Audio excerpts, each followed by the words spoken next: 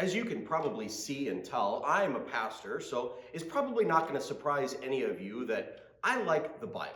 I like studying the Bible and working with the Bible. And of course, like all of you, I like math too. You all like math, don't you? No, just me? Okay, well, maybe you know that numbers and the Bible don't always get along so well.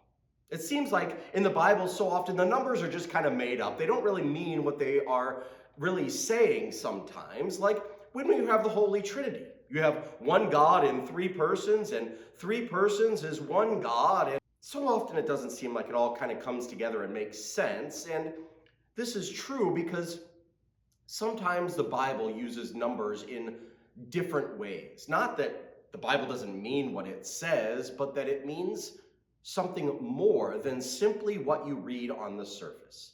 And I think the number 8 is a great example of this. The number 8 is a number that keeps popping up in the Bible time and time again, and it means more than what it looks like on the surface. In creation, of course, we have the 7 literal 24-hour days of creation, and on the 8th day, the next day, it begins the first day of a new week, a new thing, something new on the day of the number 8. If it were just that, I could leave it alone, but it's not. On the days of Noah and the ark, there were 8 people in the ark, and through Noah, after the flood, God brings forth and repopulates and recreates and renews and resurrects life upon the earth.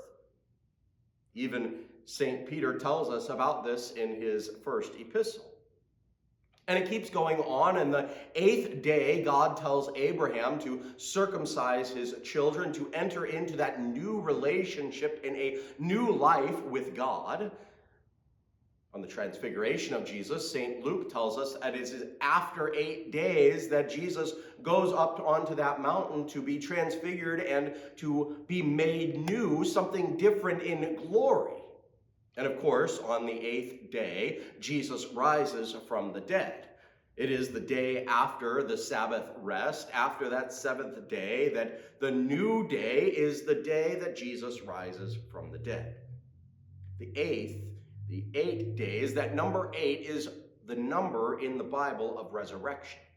And so we see it and we use it in the church. You might see, if you take a good close look at your baptismal font, many of them are 8-sided.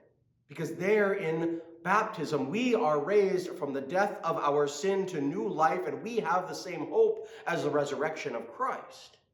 Now, of course, this is not a comprehensive list of resurrection or of the number 8 in the Bible, but take a look. Next time you read it, next time you're going through it, if you see or hear the number 8, think, does this connect to the resurrection? Does it connect to the hope that we have of resurrection, the comfort that we have that we too shall be raised from the dead, just as Christ is raised? Amen.